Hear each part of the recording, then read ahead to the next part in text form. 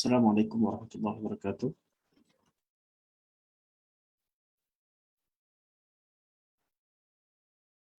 Bismillahirrahmanirrahim. Alhamdulillahirabbil alamin. Nahmadullah ta'ala wa nashkuruh wa nusalli wa nusallimu ala sayyidina Muhammadin alladhi ballagha risalah wa adda al-amanah wa nasaha al-ummah hatta atahu al-yaqin wa ala alihi wa sahbihi ajma'in. Subhanaka la ilma lana illa ma 'allamtana innaka antal alimul hakim. Rabbi shrah li sadri wa yassir li amri wahlul 'uqdatam min lisani yafqahu qawli, amma ba'd. Fa inna asdaqal hadits kitabullah wa khairal hadi hadi Muhammadin sallallahu alaihi wasallam wa syarrul umuri muhdatsatuha wa kullu muhdatsatin bid'ah wa kullu bid'atin dhalalah wa kullu dhalalatin finnar, thumma amma ba'd. Pertamanya, mereka merafakkan setinggi-tinggi kesyukuran kepada Allah Subhanahu wa taala kerana di petang yang mulia ini Allah Subhanahu wa taala memberikan taufik kepada kita untuk duduk dalam majlis ilmu, membincangkan persoalan berkaitan dengan pada hari ini. Kita berbincangkan tentang tajuk berkaitan dengan syirik dalam uluhiyah, yang mana yang kita bincangkan berkaitan dengan syirik dalam, secara khusus berkaitan syirik dalam perbomohan, syirik dalam ilmu perbomohan. Berdasarkan kepada dalil daripada Al-Quran dan Hadis, jelas menunjukkan bahawa kewujudan bomoh dan ahli sihir dalam kalangan masyarakat manusia telah pun berlaku sejak zaman nabi-nabi dan rasul-rasul terdahulu sebelum Nabi Muhammad SAW. Sihir disebutkan berlaku pada zaman Nabi Musa, iaitu sihir takhil. Sihir juga disebutkan berkaitan dengan kaum Yahudi yang berada di Babylon ketika itu. Sihir yang diceritakan dalam surah Al-Baqarah, dan sihir yang dikaitkan dengan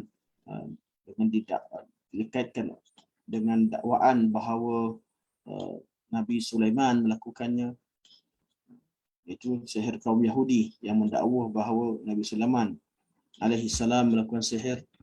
Sihir juga dikaitkan dengan sihir tanjim pada zaman Ibrahim alaihi salam, dan pelbagai jenis sihir disebutkan dalam Al-Quran, juga dalam sejarah, menunjukkan bahawa ilmu sihir, ilmu yang diajar oleh syaitan ini telah pun berkembang dalam masyarakat manusia sebelum kedatangan Nabi SAW. Perbincangan terhadap ilmu perbomohan dan sihir sangat luas. Namun apa yang ingin disampaikan dalam nota yang ringkas ini, itu dalam kuliah kita yang saya sediakan nota ini, hanyalah perbincangan berkaitan dengan hubungan ataupun kaitan antara sihir dengan syirik dan kufur, serta perkara-perkara yang bertentangan dengan akidah Islam. Okey. Adakah sihir benar-benar wujud? Ini soalan yang sering dikemukakan. Adakah sihir memang wujud?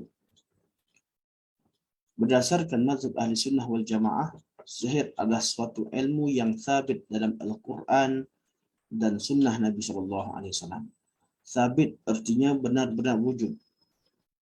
Dan kewujudan sihir ini mempunyai hakikat, iaitu boleh memberi kesan terhadap manusia, menyakitkan manusia, malah kesannya boleh sampai pada tahap membunuh sebahagian daripada jiwa, menjadikan akal manusia, sebahagian daripada orang menjadi gila kerana sihir, menjadikan sebahagian daripada orang jatuh sakit lumpuh kerana sihir, menjadikan sebahagian daripada orang lupa ingatan dan sebagainya. Ini disabitkan dalam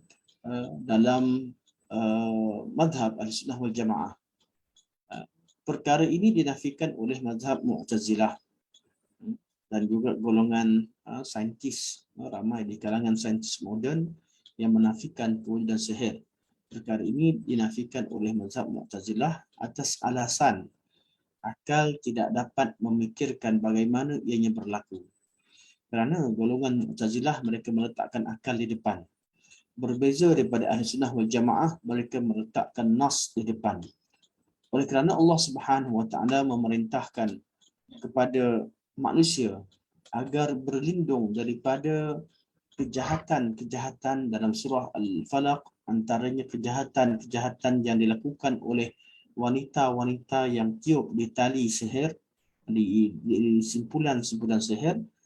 Allah Subhanahu wa taala tidak akan memerintahkan kita untuk berlindung daripada sesuatu kecuali memang perkara tersebut kita berlindung dengan Allah daripada sesuatu bahaya yang akan menimpa. Tidak akan Allah perintahkan kita berlindung dengannya kecuali ia yang memang ada kesan dan ada bahayanya kepada kehidupan manusia.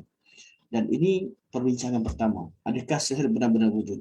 Pada asalnya saya letakkan takrif, tapi oleh kerana takrif sihir ini terlalu banyak disebutkan dan perkara ini, iaitu sihir itu dipahami oleh masyarakat dan kita sendiri faham, maka saya buang perbincangan berkaitan dengan takrif yang panjang dan khilaf di kalangan ulama dalam memberikan takrif dan pengenalan. Jadi cukup kita masuk terus pada tajuk, adakah sihir benar-benar wujud? Jawapannya ya. Sihir memang wujud. Dan pewujudan sihir, adakah sihir itu hanya wujud dan tidak memberi kesan, ataupun wujud dan memberi kesan kepada manusia?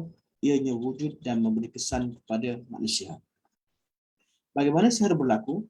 Ringkasnya, oleh kerana tajuk kita berkaitan dengan syirik, saya bawa jadi sihir yang utama, itu amalan sihir mempunyai kaitan langsung dengan syaitan. Syaitan bertindak sebagai suruhan yang membawa dan membantu. Syaitan adalah suruhan. Malah ia sebenarnya, kalau kita namakan suruhan dan musir ini, syaitan adalah raja sebenarnya. Dan syaitan berlakon sebagai suruhan yang membantu menjayakan sihir tersebut. Apakah amalan perbomohan yang bertentangan dengan ajaran Islam? Ini yang kita nak detailkan. Apakah jenis amalan perbomohan yang bertentangan dengan ajaran Islam? Kesalahan syirik yang sangat ketara dalam ilmu perbomohan dapat diringkaskan dalam dua aspek utama. Bomoh ni banyak buat kerja. Banyak perkara-perkara bermasalah yang dilakukan oleh seorang bomoh.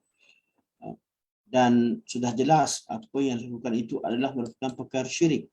Cuma kita nak tahu dengan ilmu, apakah kesalahan syirik yang sangat ketara? Ada dua perkara paling utama yang dilakukan oleh bomoh-bomoh ataupun kahin, tukang telik, tukang ramal nasib dan sebagainya. Pertama, menjadi hamba syaitan dan kufur kepada Allah. Ini kesalahan pertama. Syirik yang berlaku daripada kalangan bomoh-bomoh, iaitu mereka menjadi hamba kepada syaitan dan kufur kepada Allah. Saya akan detailkan di bawah. Semua tukang sihir adalah hamba kepada syaitan. Hamba kepada syaitan. Kerana khuddam ataupun dipanggil sebagai syaitan-syaitan yang berkhidmat kepada tukang sihir hanya datang setelah berlakunya pengabdian diri seorang tukang sihir itu kepada ketua syaitan ataupun ataupun wakil-wakil iblis di satu-satu kawasan atau wakil iblis dalam satu tugas. Jadi sihir takkan berlaku kecuali berlakunya kekufuran. Ini pertama. Di mana syirik? Jelas. Menjadi hamba syaitan dan kufur kepada Allah Subhanahu wa taala. Kita akan buktikan. Yang kedua, kesalahan yang kedua, tukang sihir, tukang telik dan yang seumpama dengannya mendakwa mengetahui perkara gaib. Ini kesalahan yang kedua. Di dalam bab mendakwa sebahagian daripada sifat rububiyah dengan mengatakan bahawa mereka mengetahui perkara ghaib. Dengan itu mereka telah melakukan satu penyelewengan dalam bab rububiyah sehingga melahirkan penyelewengan dalam bab uluhiyah. Maksudnya daripada asalnya mereka merosakkan akidah manusia bahawa mereka mengetahui perkara ghaib, daripada manusia yakin bahawa mereka mengetahui perkara ghaib, akhirnya manusia pergi jumpa mereka, meminta dan menyerahkan diri pada mereka untuk dilakukan ilmu sihir pada mereka atau dilakukan telikan terhadap diri mereka. Okey. Kita detailkan jenis syirik yang pertama, iaitu menjadi hamba syaitan dan kufur kepada Allah. Kita boleh tengok dalam perkara ini 4 perkara. Pertama, kita kenali sihir. Yang kedua, ilmu tanjim, itu ilmu perbintangan, astrologi. Yang ketiga, tamaim, azimat, yang kita dah bincangkan sebahagian daripada tajuk berkaitan dengannya, berkaitan dengan syirik dalam asbab. Azimat boleh masuk dalam syirik dalam asbab, azimat juga boleh masuk dalam menyembah dan mengabdikan diri kepada syaitan, kerana jenis tangkal azimat ni ada banyak jenis. Dan yang keempat ialah syirik dalam ruqyah dan nushrah yang dilakukan oleh bomoh-bomoh yang mengamalkan sihir. Dan keseluruhannya 4 perkara yang disebutkan ini sebenarnya kembali kepada sihir. Semuanya menggunakan sihir. Dan tajuk kita yang lebih spesifik sebenarnya adalah berkaitan dengan sihir. Cuma kerana kalau kita sebut sebagai sihir, manakala kita tahu bahawa ada amalan-amalan yang lain yang dinamakan dengan selain nama sihir, kita takut perbincangan kita agak spesifik pada sihir, sedangkan perbincangannya lebih luas. Maka saya mengambil tajuk perbomohan supaya lebih mudah untuk kita faham. Erti bomoh yang kita masukkan adalah apa yang kita bincangkan. Kalau bomoh yang datang sekadar nama bomoh, namun dia sebenarnya adalah seorang yang mengamalkan kaedah yang dibenarkan oleh syarak dalam pengubatannya, kita tidak maksudkan dalam perbincangan kita. Okey, sekarang dalam 4 bab yang kita akan bincang sekarang ialah perkara-perkara yang menyebabkan tukang sihir itu digelar sebagai hamba syaitan dan dia dihukumkan sebagai kufur kepada Allah Subhanahu Wa Taala dan ia terkeluar daripada agama Islam secara akidah dan juga secara ilmiahnya. Okey, keterangan kita lihat kepada sihir. Allah Subhanahu Wa Taala telah menyuruh kita untuk berlindung dari kejahatan sihir dan tukang sihir dalam firman-Nya, wa min syarrin naffatsati fil 'uqad. Dan aku berlindung dari kejahatan wanita-wanita tukang sihir yang menghembuskan pada simpulan-simpulan sihir. Dan sihir tidak akan terjadi kalau ada ayat Quran yang saya letakkan dengan warna begini, artinya pada ketika saya buat nota tadi saya tak sempat bagi makna. Cuma ayat ni alhamdulillah saya sempat jumpa makna, copy paste masuk dalam nota kita.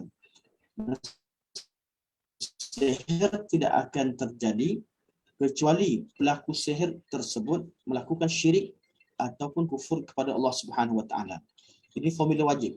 Sihir tidak akan berlaku, tidak akan terjadi ilmu sihir dan tidak akan berlaku kesannya kecuali orang yang melakukan sihir, iaitu bomoh itu ataupun pelanggan bomoh yang pergi kepada bomoh melakukan syirik kepada Allah Subhanahu Wa Taala ataupun kedua-duanya, iaitu dia melakukan perkara-perkara yang dihukumkan sebagai kufur ataupun syirik, iaitu amalan terkeluar dari agama Islam. Sihir takkan terjadi kecuali seseorang itu keluar daripada penghambaannya kepada Allah dan menjadi hamba syaitan. Allah Subhanahu Wa Taala berfirman, A'udzubillahi minasyaitonir rajim. Wattaba'u ma tatlu syayatin ala mulki Sulaiman. Ini ayat berkaitan dengan golongan Yahudi yang meninggalkan ajaran Nabi Musa alaihissalam dan mereka membuat dakwaan yang sangat besar. Itu mereka mengatakan Nabi Sulaiman alaihissalam sebenarnya menguasai dunia ini dengan ilmu sihir, bukan dengan mukjizatnya. Maka golongan Yahudi mereka telah terpengaruh dan mengikuti jejak syaitan. Wattaba'u ma tatlu syayatin ala mulki Sulaiman. Mereka membelakangkan kitabullah seperti ayat sebelumnya dan mengikuti ajaran-ajaran sihir yang dibacakan oleh puak-puak syaitan dalam masa pemerintahan Nabi Sulaiman, atau berkaitan ala mulki Sulaiman. Ada dua makna. Sebagian ulama tafsir memaknakan bahawa peristiwa itu berlaku pada zaman pemerintahan Sulaiman, dan ini sebenarnya adalah salah satu tafsiran. Namun lebih tepat, kalau saya seperti sebut tadi, terjemahan ini ialah akhir tadi saya sempat copy paste. Kalau ikutkan kepada apa yang saya lebih cenderung kepadanya, tafsiran yang kedua, iaitu golongan Yahudi mengikuti jejak langkah dan ajaran yang diajarkan oleh syaitan tentang kerajaan Sulaiman. Itu bukan pada zaman Sulaiman, di zaman selepasnya. Zaman selepasnya, kaum Yahudi mereka mengetahui bahawa Sulaiman alaihissalam menguasai alam ini, iaitu menguasai alam jin, alam manusia, alam binatang. Jadi apakah yang menyebabkan Sulaiman mampu memerintah alam ini dengan kuasa yang begitu hebat? Mereka tidak tafsirkan itu sebagai mukjizat yang Allah kurniakan kepada Sulaiman, sebagai satu anugerah yang Allah kurniakan kepada Sulaiman. Namun mereka tafsirkan bahawa Sulaiman sebenarnya seorang tukang sihir yang hebat. Jadi Sulaiman menguasai jin dan syaitan, menguasai binatang, kerana Sulaiman menguasai ilmu sihir. Dan syubhah ini disebarkan oleh syaitan kepada golongan Yahudi yang telah meninggalkan sebahagian agama yang dibawa oleh Nabi Musa alaihissalam. Sebab itu ayat sebelumnya Allah ceritakan bahawa mereka meninggalkan kitabullah, membelakangkan kitabullah, membelakangkan kitab Taurat. Kemudian bila mereka dalam keadaan terumbang-ambing, syaitan datang beritahu kepada mereka tentang kekuasaan Sulaiman sebenarnya kerana ilmu sihir. Kenyataan yang disebutkan oleh syaitan dan yang diimani oleh kaum Yahudi yang berada di Babylon ketika itu dibantah oleh Allah Subhanahu wa taala. Allah berfirman, "Wa ma kafara Sulaiman." Sulaiman tidak melakukan kekufuran. Di sini isyarat pertama ataupun dalalah yang menunjukkan bahawa Nabi Sulaiman tidak melakukan sihir, pada masa sama menunjukkan bahawa ilmu sihir itu disifatkan dengan kufur, kekafiran. Kerana Allah kata wa ma kafara Sulaiman. Makna di sini Sulaiman tidak melakukan ilmu sihir. Tengok kepada ayat sekalipun, padahal tengok pada terjemahan, padahal Sulaiman tidak mengamalkan sihir. Namun Allah tidak menyebutkan dengan lafaz wa ma sahara Sulaiman. Allah kata wa ma kafara Sulaiman. Sulaiman tidak melakukan kekufuran, menunjukkan bahawa ilmu sihir itu ilmu kufur. Untuk Allah menafikan kekufuran daripada Sulaiman, pada masa sama menafikan dakwaan yang disebutkan oleh syaitan. Kerana syaitan telah mengajarkan ilmu sihir dan melakukan dan menyebarkan ilmu sihir dalam masyarakat. Jadi tukang sihir telah pun ramai dalam masyarakat. Orang awam keliru. Orang awam menyangkakan bahawa ilmu yang diajarkan oleh syaitan yang tersebar di masyarakat di Babylon ketika itu adalah ilmu Allah yang Allah kurniakan kepada Sulaiman. Maka Allah bantah dalam ayat ini. Allah kata wa ma kafara Sulaiman. Sulaiman tidak melakukan kekufuran, itu tidak melakukan sihir. Walakinna syayatina kafaru, akan tetapi syaitanlah, syaitan-syaitan, iaitu tentera-tentera iblislah yang melakukan kekufuran. Kenapa mereka kufur? Allah beritahu yu'allimuna an-nas as-sihra. Jadi syaitan-syaitan ini mengajarkan manusia melakukan sihir, mengajarkan manusia mengamalkan ilmu perbomohan yang berasaskan kepada sihir. Dan ilmu yang apabila syaitan telah menyebarkan ilmu sihir dalam masyarakat dan sihir itu dilakukan atas nama suatu perkara yang mulia yang menyamai apa yang dilakukan oleh Sulaiman, maka Allah Subhanahu Wa Taala menurunkan 2 orang malaikat di negeri Babylon, iaitu malaikat Harut dan Marut, untuk menerangkan kepada masyarakat ketika itu bahawa apa yang disebutkan oleh syaitan itu tidak benar dan apa yang diamalkan oleh tukang sihir itu merupakan ajaran syaitan, bukan ilmu yang dimiliki oleh Sulaiman. Apa yang ada pada Sulaiman adalah mukjizat Allah, manakala ilmu sihir ada ilmunya yang tersendiri, ada formula-formula yang dilakukan, ada perjanjian-perjanjian dengan syaitan tertentu, satu ilmu yang tersendiri. Sebab tu Allah sebut yu'allimuna an-nasa sihra, ilmu yang tersendiri. Mereka mengajarkan manusia ilmu sihir. Kerana ilmu sihir tidak terjadi sekiranya tidak lengkap syarat-syarat yang ditetapkan dalam ilmu tersebut. Bukan hanya kerana kufur pada Allah. Kufur kepada Allah antara syarat utama, selain daripada rumus-rumus dan perintah-perintah yang diketahui oleh tukang sihir.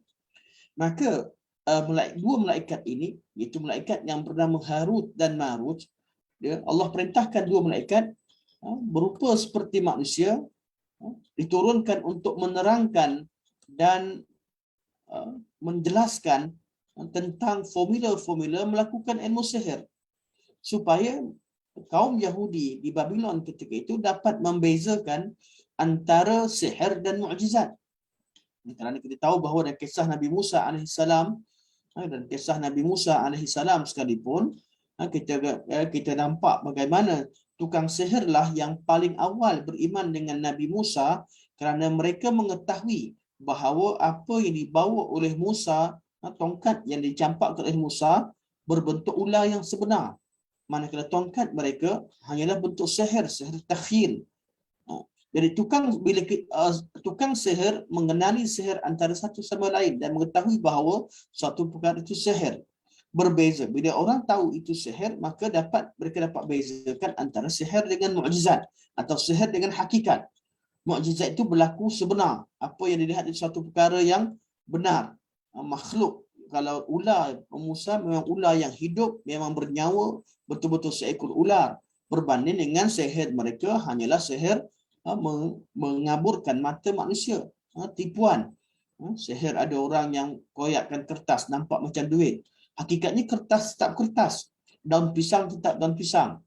Yang dilakukannya hanyalah mengaburkan mata manusia. Yang tahu tentang taktik dan kaedah ini adalah tukang sihir. Mereka mengetahui konsep yang digunakan pakai dalam ilmu sihir. Maka Harut dan Marut turun di negeri Babylon,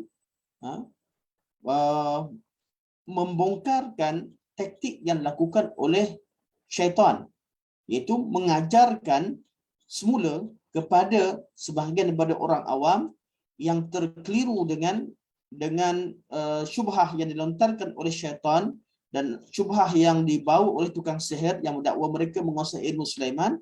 Maka bila Harut Marut pecahkan rahsia berkaitan dengan bagaimana melakukan ilmu sihir untuk bezakan dengan mukjizat, maka terdedahlah masyarakat kepada fitnah. Fitnah artinya kepada ujian. Waktu bila Harut dan Marut setelah mereka datang kepada kaum Babylon, mereka kata, Allah kata, wa ma yu'allimani min ahadin hatta yaqula innama nahnu fitnah fala takfur. Kata 2 malaikat tadi, mereka tak, apabila ada orang yang datang ingin belajar ilmu sihir dan mengetahui tentang kebenaran Sulaiman, kebenaran ilmu yang dibawa oleh Sulaiman sebagai mukjizat dan membezakan dengan sihir, mereka nak tahu tentang formula sihir, malaikat takkan ajar, Harut dan Marut takkan ajarkan formula tersebut kecuali mereka mengingatkan kepada manusia yang ingin belajar tadi, hatta yaqula innama nahnu fitnatun, sesungguhnya kami ini merupakan satu ujian kepada kalian. Kerana ilmu yang kami bawa sekarang boleh bawa kalian kepada kekufuran sekiranya kalian mengamalkannya. Ilmu yang sama boleh bawa kalian kepada keimanan. Itu dapat membezakan antara sihir dan juga mukjizat yang dimiliki oleh Sulaiman. Maka kata malaikat, innama nahnu fitnatun fala takfur. Kami ni ujian kepada kalian. Maka jangan lakukan sihir atau jangan kafir. Jangan lakukan sihir atau jangan melakukan atau mengamalkan ilmu sihir. Cukup kalian tahu dan mengetahui bahawa apa yang dilakukan oleh tukang sihir itu adalah ajaran syaitan, bukan ajaran Sulaiman. Okey. Allah beritahu kaum Yahudi yang pergi bertemu dengan Harut dan Marut dan mempelajari kaedahnya, apa yang mereka lakukan? Fayata'allamuna minhuma ma yufarriquna bihi bainal mar'i wa zawjih. Malah mereka pergi, mereka tahu formula, mereka gunakan ilmu sihir tersebut, ilmu-ilmu mereka praktikkan, mereka amalkan, dan mereka menjadikan ilmu yang mereka pegang betul-betul pada ketika itu yang menjadi viral dalam masyarakat Babylon, masyarakat Yahudi di Babylon ketika itu, iaitu ilmu untuk memisahkan seorang daripada isterinya. Itu ilmu dengan dipanggil sebagai ikatan 5.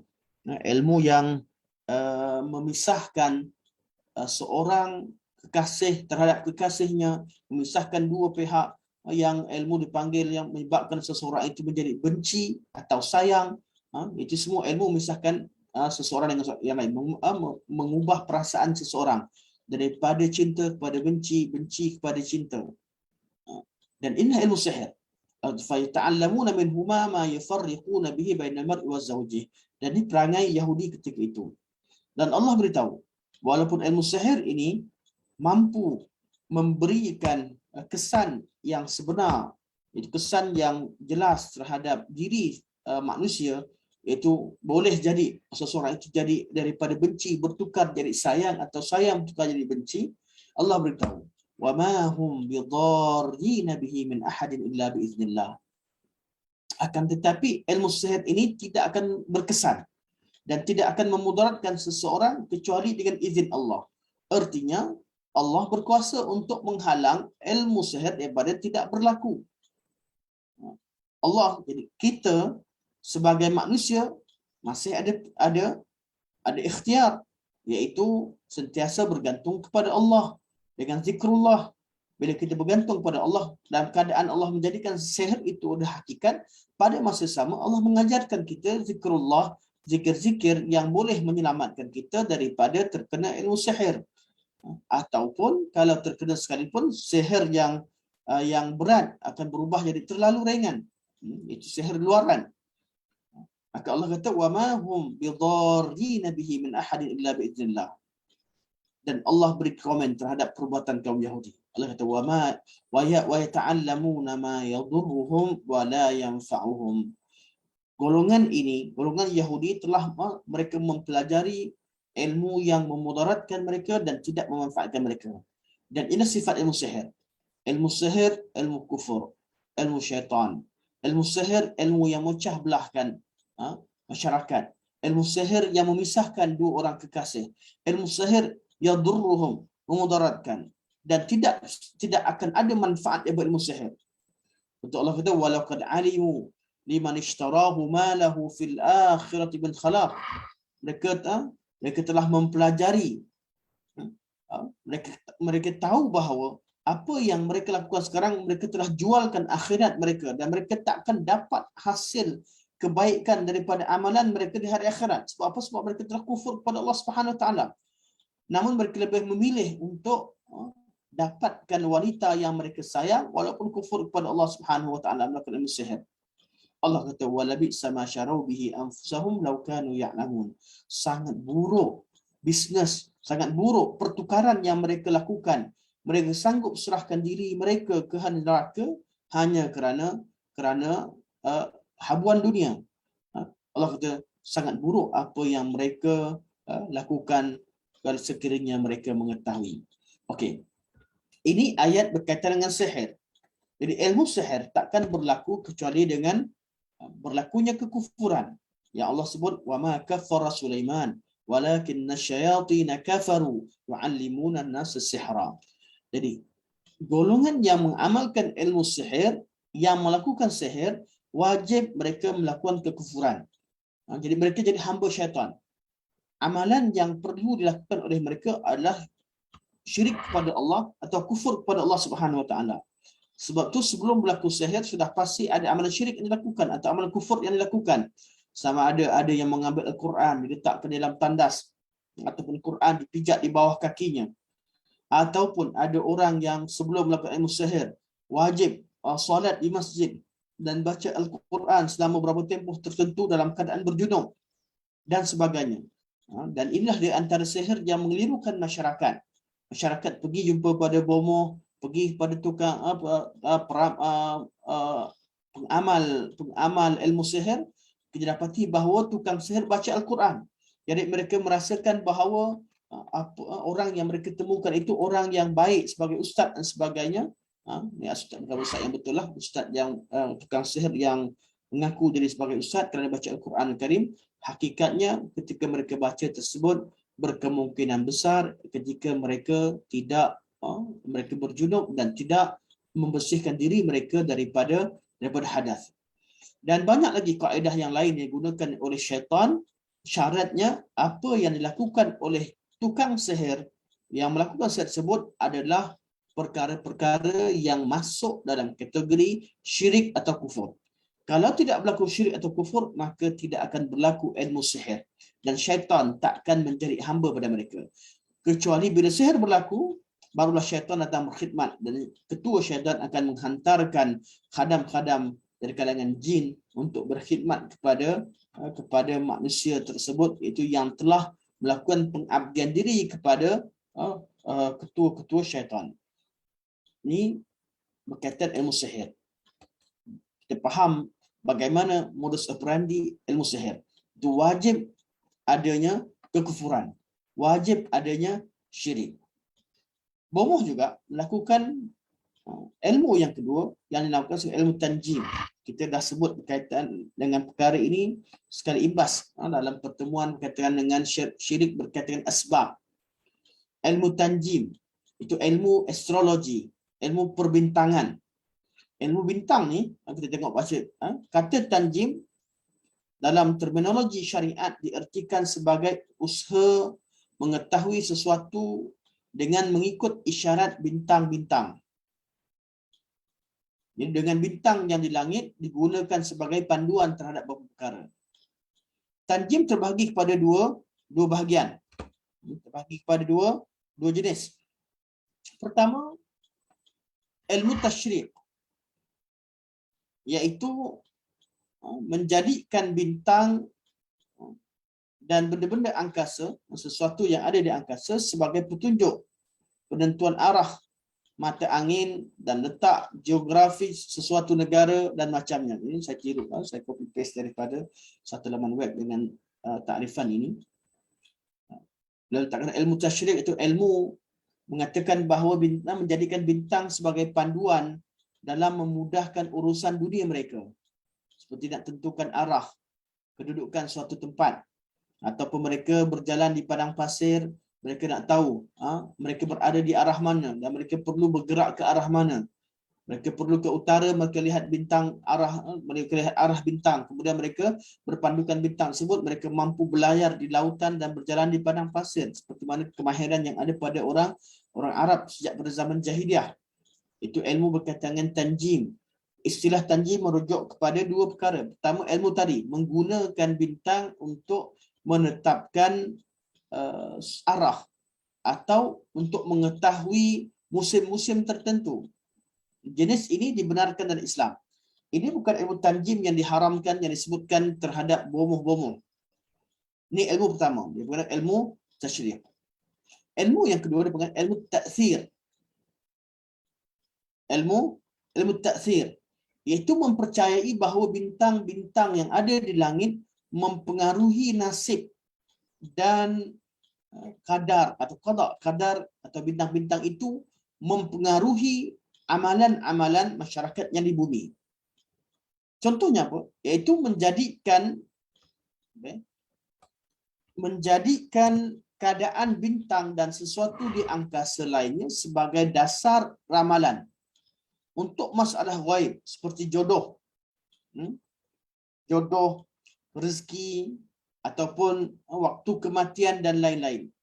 Ini hukumnya syirik, iaitu meletakkan sifat rububiyah Allah Subhanahu Wa Taala, itu ilmu pengetahuan yang hanya Allah ketahui, berkaitan dengan jodoh, rezeki, kematian dan sebagainya, diletakkan kepada selain Allah. Iaitu mereka menyembah bintang, memohon kepada bintang. Ini jenis salah satu daripada ilmu sihir. Ilmu sihir kalau kita bahagikan dalam konteks bagaimana ia berfungsi, boleh bagi pada dua. Satu ilmu bintang, yang kedua ilmu talasim. Talasim ini termasuklah azimat yang kita akan bincangkan sebentar lagi, termasuklah kaedah-kaedah menggunakan ketika seorang tukang sihir ingin melakukan sihir, dia minta nama, dia minta kuku orang yang disihirkan, atau rambut, atau baju yang dipakai lama oleh seseorang yang meninggalkan kesan bau yang menjadi isyarat kepada jin dan syaitan untuk datang melakukan sihir. Ini dipanggil ilmu talasim. Jadi ilmu sihir ini berlaku dengan dua cara, sama ada melalui talasim ataupun melalui ilmu bintang. Ilmu bintang, mereka tidak minta barang-barang tadi. Mereka tak jenis ni aliran dalam ilmu sihir. Mereka tak minta barang-barang sihir, tak minta baju, mereka tak minta kuku, tak minta rambut dan sebagainya. Cuma mereka minta nama ibu, nama ibu pesakit atau orang yang ingin ditujukan sihirnya. Dan ini sangat penting. Kalau pergi ubat di mana-mana, jangan berikan nama ibu kepada mana-mana orang yang mengamalkan ilmu perubatan.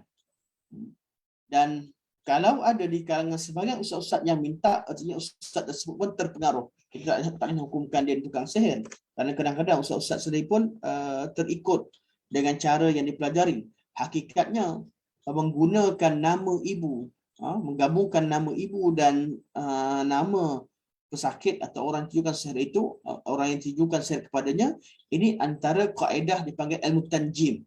Mana sihir mazhab yang menggunakan bintang, iaitu sebenarnya nama bintang hanya penamaan. Hakikatnya kedua-duanya menggunakan khadam. Cuma khadam jin ni, khadam yang tinggi levelnya, yang hebat. Mereka tidak perlu kepada barang-barang untuk mengenali target. Mereka cukup mengetahui nama ibu. Nama ibu seseorang dengan nama orang tersebut, dia boleh cari. Begitulah untuk mudah kita faham. Hukumnya, hukum perkara ini jatuh kepada syirik. Syirik dalam amalan, syirik dalam rububiyah, mengatakan bahawa selain Allah mengetahui jodoh, rezeki, kematian dan sebagainya. Dan inilah dia dinamakan sebagai ilmu ta'thir, iaitu menyatakan bahawa objek-objek yang ada di langit, sama ada bintang, sama ada bulan ataupun apa sahaja yang ada di langit, mempercayai bahawa sesuatu yang di langit itu mempengaruhi nasib kehidupan manusia di bumi. Dalam terminologi ataupun istilah sekarang dikenali sebagai ilmu astrologi. Okay. Amalan seterusnya yang dilakukan oleh tukang sihir ialah tamaim ataupun azimat. Ini kita baca sekarang bahasnya, sebab yang ini kita dah sebutkan pada pertemuan yang lalu. Cuma jenis azimat yang kita sebutkan pada pertemuan yang lalu, kita tidak fokus kepada penggunaan ataupun bab azimat yang menggunakan bantuan jin dan syaitan. Tapi cukup menggantungkan azimat dengan kepercayaan sekalipun boleh jatuh pada syirik. Kerana menjadikan sesuatu yang bukan asbab pada asbab. Namun sebahagian daripada tangkal dan azimat adalah dengan menggunakan bantuan syaitan, iaitu menggunakan ilmu sihir. Sebahagian daripada tamimah atau tamaim, mereka menggunakan syaitan. Bukan sekadar kepercayaan, malah memang menggunakan bantuan syaitan. Untuk kata tamimah, tinggal di situ, tamimah atau dipanggil tam'am, adalah bentuk jamak dari tamimah. Tam'am, tamaim. Tamaim.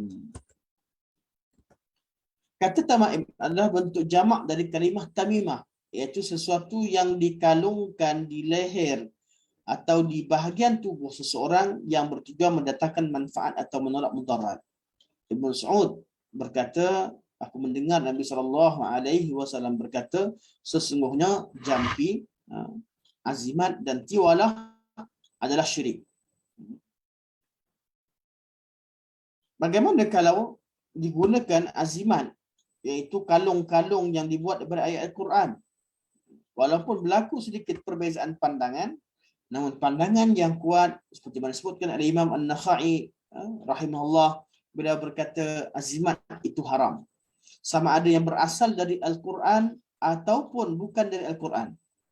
Al-Quran diturunkan bukan untuk jadi azimat, tetapi sebagai petunjuk ke jalan yang benar. Jadi Quran bukan digunakan untuk guna-guna untuk dibuat azimat tangkal. Itu bukan tujuan pengumpulan mushaf. Tujuan mushaf adalah untuk menjadi panduan kepada manusia mengetahui yang betul dan yang salah. Mengetahui hukum hakam yang diturunkan oleh Allah Subhanahu wa taala. Ini juga kerja tukang sihir atau bomoh yang boleh dijadikan bahawa ianya bertentangan dengan syariat atau ianya adalah sebahagian bersihir atau termasuk syirik. Kita dah bincangkan tentang sihir, kedua bincangkan tentang tanjim, ilmu perbintangan, astrologi. Tukang sihir, bomoh juga melakukan tamaim. Mereka lah membuat tangkal-tangkal untuk diberikan kepada pelanggan mereka, dan pada masa sama mereka kadang-kadang melakukan nusrah. Nusrah ni apa? Seperti ruqyah. Iaitu nusrah adalah rawatan yang dilakukan terhadap orang yang dijangka dirasuk oleh jin. Nampak macam pelik,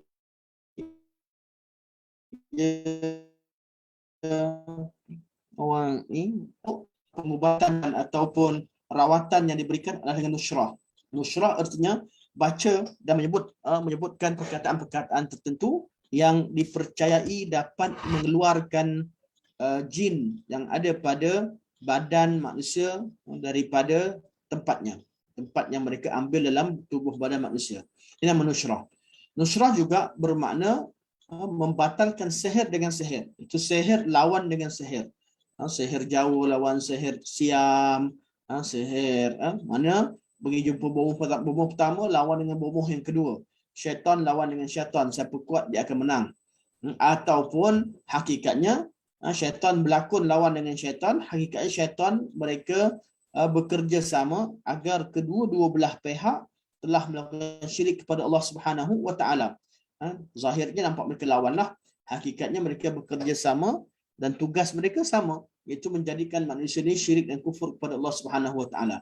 Jadi nusrah apa dia? Nusrah ni pengubatan. Bomoh pergi kepada bomoh, ada orang daripada tengah sakit dia jadi sihat, bomoh baca, mereka bomoh baca perkataan-perkataan yang tak difahami, tiup kanan, tiup kiri.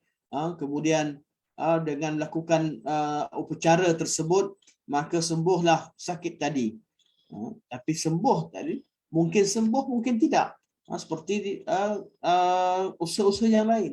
Namun kita perlu ketahui bahawa sembuh atau tidak nusrah yang dilakukan oleh tukang sihir, amalan itu adalah amalan diharamkan. Sembuh atau tidak sembuh bukan persoalannya. Persoalannya Allah benarkan ataupun tidak. Allah benarkan ataupun tidak. Allah Subhanahu wa taala mengharamkan ilmu sihir, dan Allah haramkan orang pergi jumpa dengan tukang sihir minta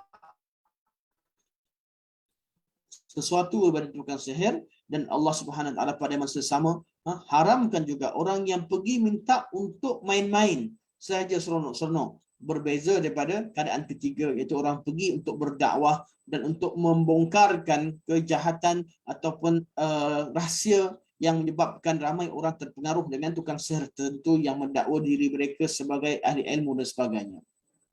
Okey. Jadi kalau nusrah itu mengubati orang yang dirasuk atau orang yang disihir atau disebut ruqyah, ada dua jenis. Pertama, menyembuhkan orang yang terkena sihir dengan doa yang terdapat dalam Al-Quran dan Sunnah. Ini hukumnya mubah atau dibenarkan. Siapa sakit boleh cari doa-doa dalam Al-Quran, dalam hadis Nabi SAW, maka dengan bacaan doa tadi diharapkan dapat menyembuhkan orang yang sakit. Ini nusrah yang dibenarkan. Jadi gunakan doa dan ayat Quran Al-Karim. Yang kedua, menyembuhkan orang yang terkena sihir dengan sihir yang lain. Ini hukumnya syirik, iaitu lawan satu kesyirikan dengan syirik yang lain. Seperti disebut tadi, sebenarnya tidak lawan. Itu hanyalah kerjasama antara syaitan-syaitan yang ada. Kerana mereka seolah-olah syaitan tim yang satu kalah dengan tim yang kedua. Hakikatnya, kedua-dua pihak ingin manusia ini bertambah ramai golongan yang mensyirikkan Allah Subhanahu Wa Taala. Rasulullah SAW ditanya tentang nusrah, maka Nabi menjawab, hal itu adalah pekerjaan syaitan. Selesai. Okey, ini jenis 4 perkara yang saya sebutkan di sini yang berkaitan dengan bintangan, ilmu tamaim, berkaitan dengan sihir, juga berkaitan dengan nusrah. 4 perkara ini kategori pertama, kategori menjadi hamba kepada syaitan dan kufur kepada Allah Subhanahu Wa Taala.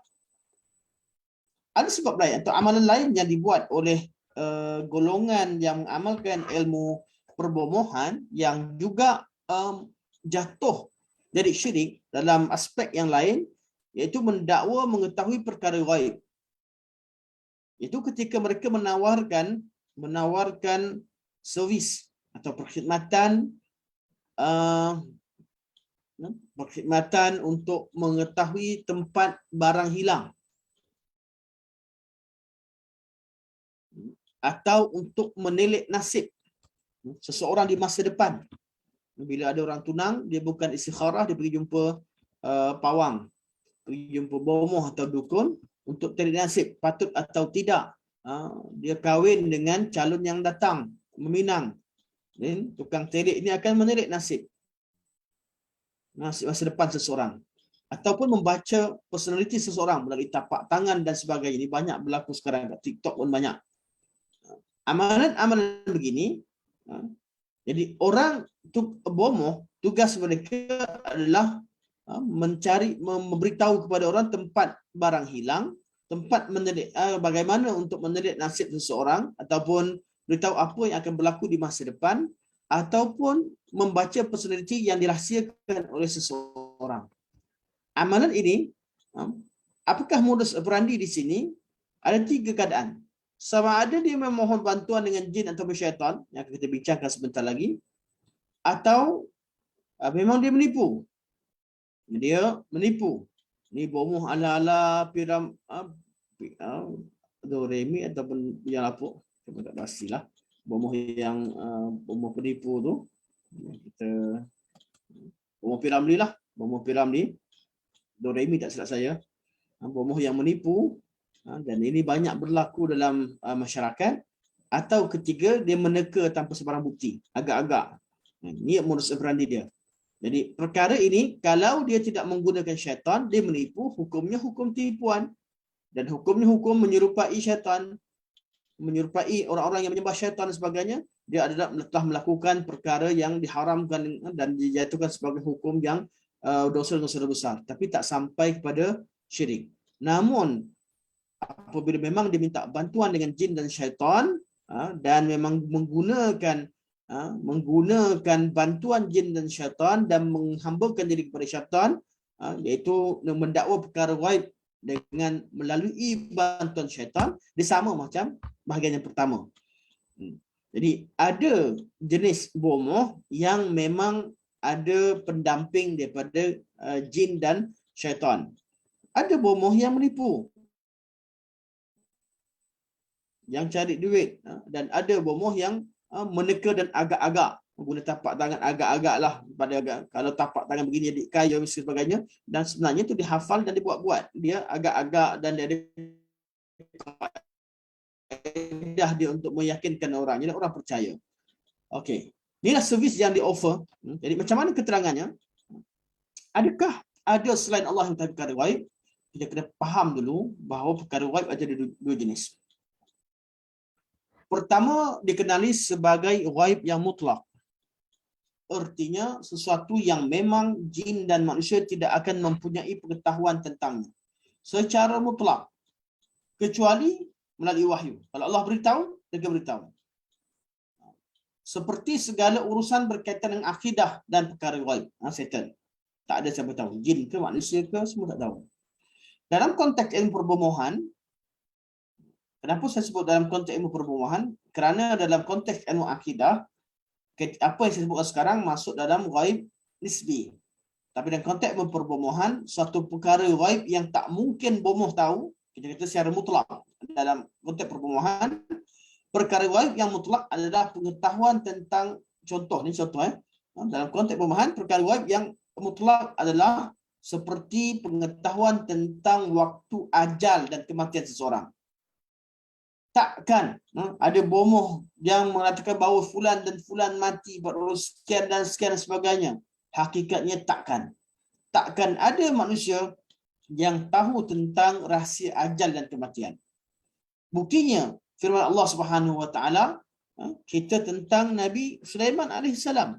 Ketika Sulaiman berada duduk, Sulaiman berdiri di sambil memegang tongkat yang di tangannya, memerhatikan kerja-kerja yang dilakukan oleh jin-jin ifrit dan syaitan-syaitan, jin-jin yang begitu ramai bekerja berkhidmat dengan perintah Nabi Sulaiman. Ketika itu Allah Subhanahu Wa Taala tamatkan ataupun matikan Nabi Sulaiman, mengambil nyawanya ketika itu. Dan syaitan ketika itu tidak mengetahui. Mereka bekerja berhari-hari, ataupun bukan berhari, malah dengan jumlah jarak masa yang sangat lama mereka bekerja dan takutkan Sulaiman. Sedangkan Sulaiman telah meninggal dan mereka tidak mengetahuinya. Mereka hanya sedar apabila tongkat Sulaiman tadi dimakan oleh anai-anai. Sebab tu kata Allah, falamma qadaina alaihi al-maut, tatkala kami tetapkan Sulaiman meninggal, ma dallahum ala mautihi illa dabbatul ardi ta'kulu min sa'atah. Tidak ada yang menunjukkan kepada jin-jin yang sedang bekerja itu tentang kematian Sulaiman kecuali binatang-binatang yang di bumi yang memakan tongkatnya. Falamma kharra, bila tongkat tadi dimakan oleh anai-anai ataupun binatang-binatang bumi, ketika itu Sulaiman jatuh. Falamma kharra tabayyanatil jin allau kanu ya'lamuna al-ghaiba ma labithu fil 'adzabil muhin. Jin, Allah kata, kalau jin terkejut dan jin sedar, kalau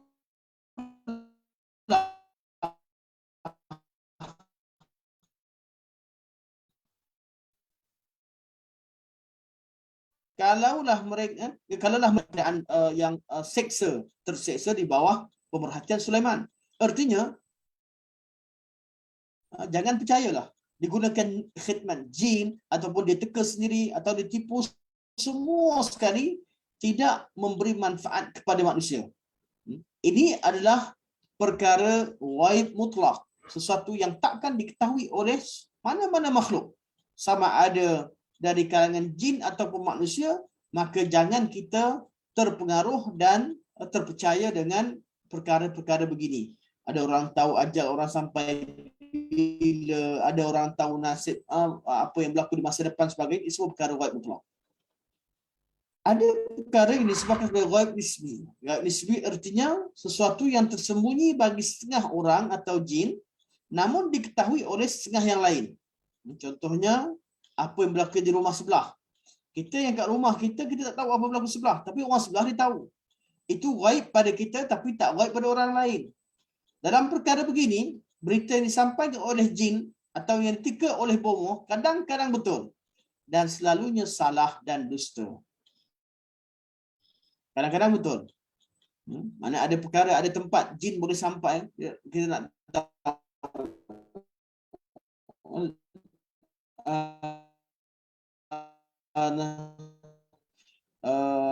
bomoh tu berkawan dengan jin dan disuruh jin tengok rumah sebelah apa, kadang orang tengah buat apa sebagainya, datang balik beritahu pada tuan dia, namun tak semestinya betul. Sebab apa? Syaitan penipu. Syaitan ni penipu. Yang kedua, dia memang tak tahu. Dia bukan tahu semua benda. Dia bukan semua apa yang berlaku di sempat tahu, di sempat tengok dan sebagainya, dan baca Al-Quran, apa yang pergi baca ayat-ayat kursi, baca ayat Al-Baqarah, mereka tak akan mampu, mereka tak tahu. Tapi syaitan tak jawab. Jadi menipu. Karena syaitan itu sifatnya jahat. So, apa disampaikan oleh syaitan bukan itu berita yang boleh diterima.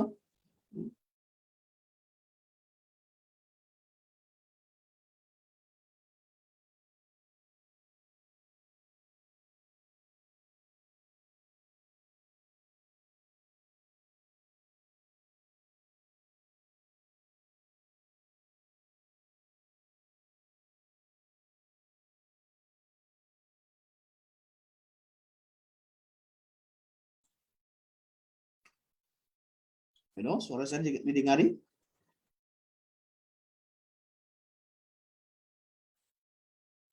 Okey. Jadi Allah kata, hal unabbiukum ala man tanazzalu syayatin tanazzalu ala kulli affakin athim yulquna as-sam'a wa aktsaruhum kadhibun. Mahu atau tidak, aku ceritakan bahawa syaitan tu turun dan berkawan dengan siapa?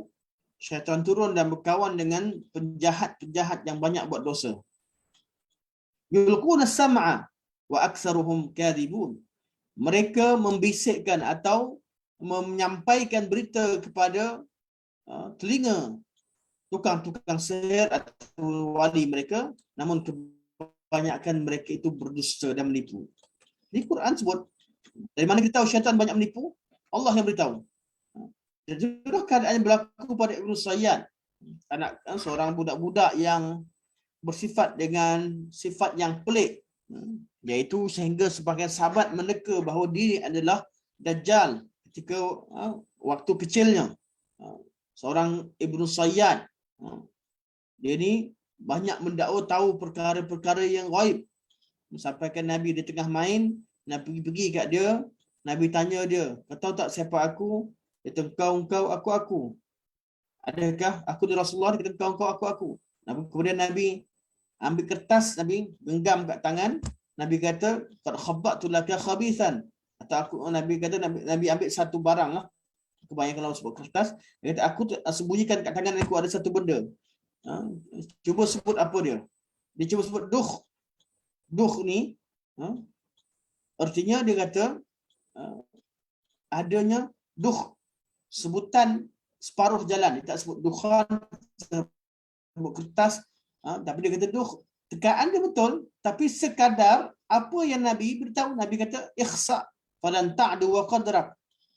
Hinalah kamu. Sesungguhnya kamu takkan tahu lebih daripada tu. Sebab apa? Ada kat depan syaitan ketika itu dia nampak. Dan dia beritahu kepada Ibn Sayyad. Ibn Sayyad ni waktu Nabi tanya pada dia, dia diam kejap. Dia diam. Lepas tu syaitan beritahu dia kata ada duh. Tapi kebanyakan keadaan syaitan yang datang sampaikan berita, kebanyakannya dusta seperti yang Al-Quran sebut. Begitu dalam hadis yang lain disebutkan bahawa Aisyah menyebutkan bahawa ada sahabat datang tanya Nabi SAW tentang kuhan, di golongan yang tukang telik. Sebab apa? Mereka kata tukang telik ni kadang-kadang cakap betul. Mereka tanya pada Nabi, ya Rasulullah, macam mana tukang telik? Nabi kata, laisu bisyai. Mereka tak ada nilai langsung. Mereka ni golongan yang patut dibuang, patut ditinggalkan, dan yang pergi jumpa mereka. Sahabat berkata, faqalu ya Rasulullah innahum yuhaddithuna ahyanan bi syai'in fayakuna haqqan. Fayakuna haqqan. Kadang-kadang tukang sihir beritahu kepada kami satu perkara dan betul-betul berlaku.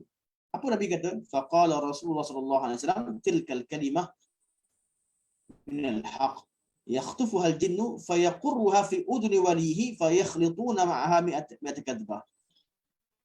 Kalau ada yang betul, syaitan dicuri berita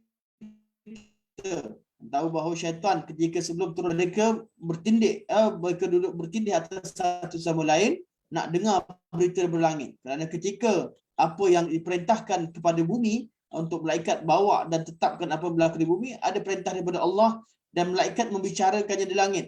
Dan ketika itu, pada suatu ketika dahulu, syaitan mampu pergi dekat ke kawasan tersebut dan mendengar sebahagian dari perkataan.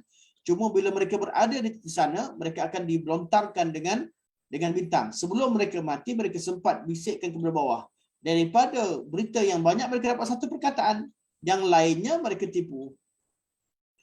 Selepas turunnya wahyu, Allah turunkan Al-Quran Al-Karim, tidak ada lagi tempat untuk syaitan, dan syaitan tak mampu bertenggek dan pergi dengar apa-apa berita yang disebutkan, dibicarakan oleh malaikat. Sebelumnya iblis juga naik ke atas, dia tahu ini kemampuan yang Allah berikan kepada jin, namun bukan selepas wahyu turun. Sampai ke hari kiamat, syaitan dan tidak mampu mengetahui apa-apa sahaja berita berkaitan dengan sesuatu yang disebutkan di langit. Nabi kata, kalau ada satu kalimah betul, itu yang satu betul. Yang lainnya fayakhlituna ma'aha mi'ati kadzbah. Mereka campur adukkan dengan satu betul, 100 yang lain menipu. 100 lain adalah tipuan. Ini apa yang saya detailkan.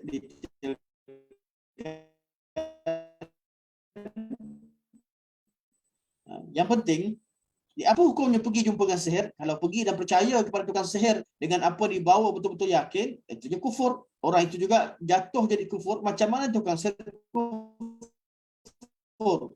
Namun kalau pergi kepada tukang sihir saja-saja dan tak percaya, saja seronok-seronok, tetap dihukumkan sebagai dia telah melakukan satu kesalahan besar, iaitu tidak diterima solatnya selama 40 hari.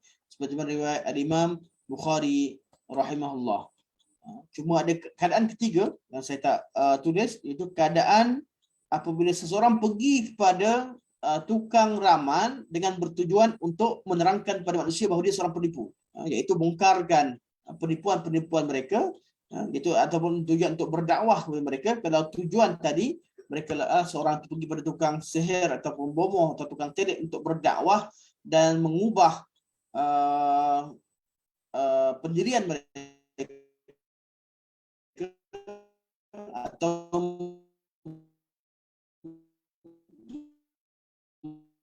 memerintahkan supaya mereka meninggalkan amalan seperti Nabi SAW pergi jumpa dengan Usayyad tadi. Dia kata artinya dukhan.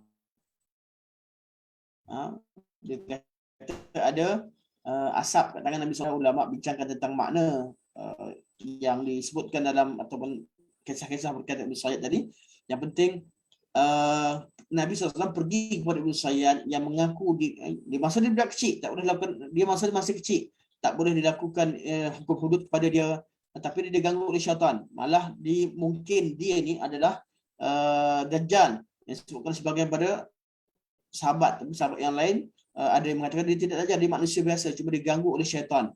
Yang penting syaitan dan jin kadang-kadang dia datang kepada seorang dan dia membayangkan bahawa dia telah menjadi pendamping kepada seseorang dan akan memberitahu segala perkara yang diperlukan dan sebagainya. Dan di sini yang kita nak ceritakan, Nabi pergi kepada Ibn Sayyad dan Nabi bila Nabi letak kertas, Nabi tanya dia teka dengan dukh, Nabi kata dia tak mampu nak teka dengan betul, walaupun sebahagian disebut sebagian ulama kata dukhan untuk tinggi kertas dan sebagainya atau yang macam-macam tafsiran yang lain, tapi Nabi kata paling-paling itu sahaja yang dia tahu. Kalau dia tahu sekalipun, yang lainnya dia dusta, kerana syaitan tidak akan mengetahui. Betul Allah, Nabi kata ikhsa' fadan ta'du wa qadrak. Hinalah kamu, takkan kamu tahu lebih daripada itu. Kedudukan kamu takkan lebih daripada apa yang kamu sebut. Wallahu a'lam. InsyaAllah untuk ni kita dah pukul 4.30. Ia berkaitan dengan ni. Adakah Nabi pernah disihir? Dan Nabi pernah disihir oleh seorang lelaki dalam perbincangan terhadap hadis. Maka hadis yang menyebutkan peristiwa Nabi pernah disihir oleh seorang pendeta Yahudi dari Bani Zurair bernama Labid bin Asam dibahaskan secara panjang lebar oleh para muhaddisin. hampir keseluruhan mereka bersetuju bahawa sihir boleh berlaku kepada Nabi SAW, mendatangkan kesan kesakitan atau penyakit. Oleh sebab itu Allah SWT utuskan 2 malaikat untuk membantu menyembuhkan kesan sihir yang dihadapi oleh Nabi SAW. Namun kita perlu tahu, seperti mana yang disebutkan oleh Syekh Syekh Abdul Wahid Wahid Salam Bali, dia seorang pakar dalam bidang ruqyah dan sihir. Dia mengatakan bahawa kerana disebutkan dalam setengah riwayat bahawa sihir yang dilakukan kepada Nabi SAW, rambut yang diikatkan di sikat Nabi SAW diikat dengan ikatan 11 atau ikatan 11 atau 13, iaitu arahan untuk membunuh. Namun sihir yang berlaku pada Nabi bukan bunuh. Sihir yang berlaku Nabi adalah sihir takhil, itu sihir yang paling ringan. Jadi sihir itu sihir yang tidak memberi kesan pada badan Nabi SAW, tidak mencederakan akal Nabi SAW, cuma membayangkan sesuatu yang Nabi tidak lakukan. Itu sihir yang gangguan dari luar. Itu juga berlaku pada Nabi SAW semata-mata untuk memberi panduan kepada umat bagaimana kita nak hadapi ilmu sihir apabila ianya terjadi, iaitu dengan membaca, diajarkan cara untuk ruqyah, itu dengan membaca al-mu'awwizatain dan sebagainya. Dan peristiwa ini tidak berulang dan tidak berlaku banyak kali, walaupun kita bawa musuh Nabi SAW dari kalangan kaum Yahudi dan kaum musyrikin, ramai dia mereka tukang sihir, namun tidak berlaku hanya sekali pada Nabi SAW, kerana apa yang berlaku pada Nabi itu ada banyak hikmahnya. Antaranya ingin mengajarkan kepada kita bagaimana cara untuk berdepan dengan situasi apabila diganggu atau ditimpa dengan serangan sihir yang dilakukan oleh manusia. Wallahu alam, kita buka pada soalan bincangan insya-Allah.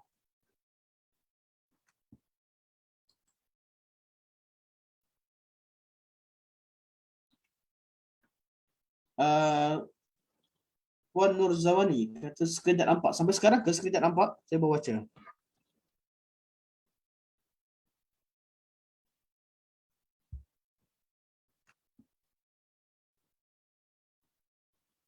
Oh, skrin saya ke atau skrin yang saya share? Oh ya, kali kedua tadi, minta maaf, saya baru perasan. Tadi terkeluar kejap, dia masuk semula, skrin tak nampak. Tapi insya-Allah apa yang kita bincangkan, insya-Allah semoga difahami. Minta maaf banyak-banyak, insya-Allah. Okay, terima kasih kepada Puan Noriza, Puan Zawani yang berikan, minta maaf saya baru baca di skrin, saya baca mesej. Saya ingatkan soalan, jadi saya baca di akhir, rupanya makluman. Minta maaf banyak-banyak. InsyaAllah kita buka kepada soalan berkaitan dengan syirik-syirik berlaku dalam ilmu perbumohan. Sebenarnya sangat banyak. Ilmu perbumohan ini sangat banyak, cuma kita dengan faktor masa yang ada dan kita nak fokus kepada bab syirik berlaku kat mana, iaitu menyembah syaitan. Bahasa mudahnya sembah syaitan dan kufur kepada Allah Subhanahu Wa Taala, dan juga mendakwa mengetahui perkara gaib, sama ada dengan penipuan, itu juga ataupun melalui bantuan syaitan.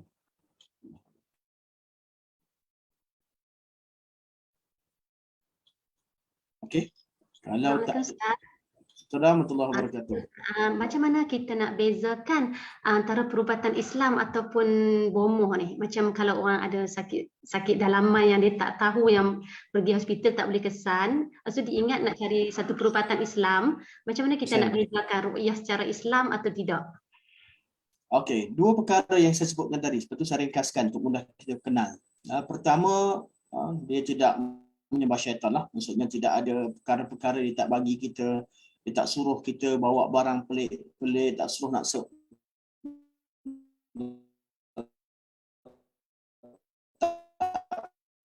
kena sembelih barang sana sini, ambil burung merpati sembelih, ambil jalan sembelih, kerana anda bebas daripada unsur-unsur syirik dalam bab penyembahan ataupun menyembelih tertentu. Bukan arti pengeras artinya duit dibayar, tapi maksudnya ada amalan-amalan diperintahkan. Itu pertama. Yang kedua,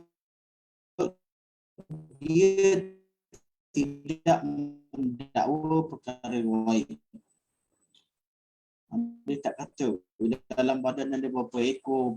Kalau dia perkara ketenyangan, ada dua keadaan. Sama ada dia penipu, Dia menipu kerana tidak ada manusia yang boleh melihat jin dan syaitan. Tidak ada siapa yang nampak. Atau kedua, dia yang adalah di kalangan orang yang berpenyakit.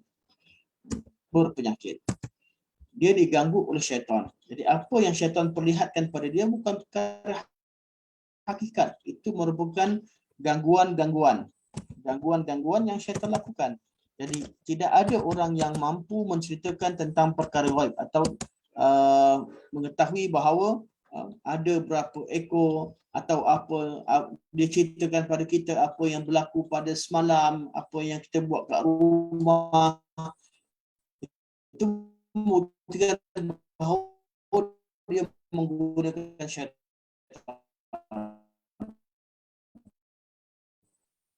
atau dia menipu.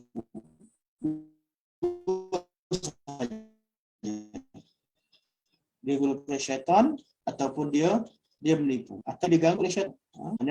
Bahan daripada pendukian atas alam yang tak betul.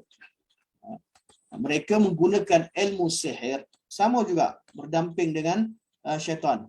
Dan mereka tak kata sihir. Dia kata kalau sihir suruh buat syirik. Tapi kita tak. Kita tak buat syirik. Kita cuma bergantung kepada jin Islam. Sufi, minta maaf saya sebut. Ada tarekat sufi tertentu atas alasan berkawan dengan jin Islam sebagainya. Ini juga suatu pada orang sebut bahawa hakikatnya kalau dia jin Islam buat begitu, dia yang jin yang fasik, maka berita yang terima daripada dia tidak boleh dijadikan sebagai sandaran. Dan dia manusia diharamkan berkawan dan berdamping dengan jin atau dengan syaitan. Sebab tu ketika dan manusia akan nampak syaitan. Allah beritahu dalam ayat Al-Quran berkaitan dengan kisah Nabi Adam. Kemudian Allah beritahu tentang keadaan syaitan. Allah kata innahu yarakum huwa wa qabiluhu min haitsu la tarawnahum. Sesungguhnya syaitan dan keturunan dia dapat melihat kamu. Sedangkan kamu manusia tidak melihat mereka. Ini yang Allah beritahu. Kalau ada penglihatan, maksudnya ada orang dakwa dia nampak syaitan, ada keadaan tak berada pada keadaan yang disebut tadi. Sama ada dia menipu ataupun dia diganggu oleh syaitan. Ataupun memang dia berdamping dengan syaitan. Wallahu a'lam. Kalau jampi air, Ustaz?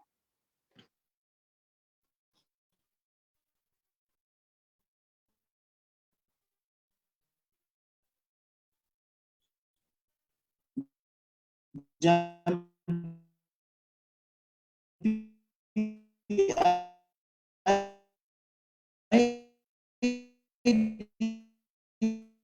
benarkan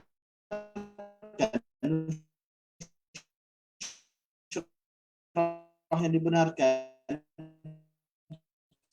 sekiranya dibaca tersebut dengan ayat Al-Quran Al-Karim.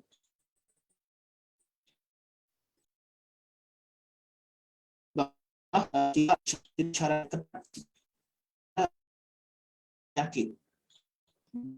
Ada penyakit dan macam mana cara ubat.